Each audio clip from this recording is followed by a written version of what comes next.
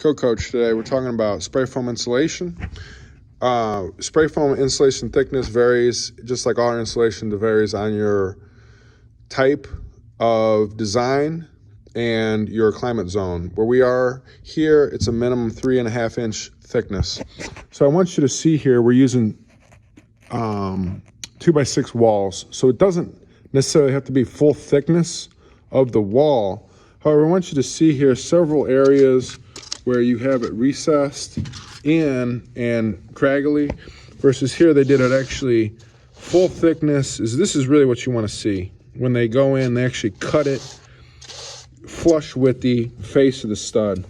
So that's really what you want to see, versus you get like these little crags and whatnot. And you see here, you don't even have a real good, thick, consistent spray. And you see here, you really have a lot of voids. And really, like anything, that's what we're looking for, is consistency. So overall, they did a pretty good job down here below this window where they had a consistent cell thickness. Whereas in some of these walls, you really don't have a consistent application.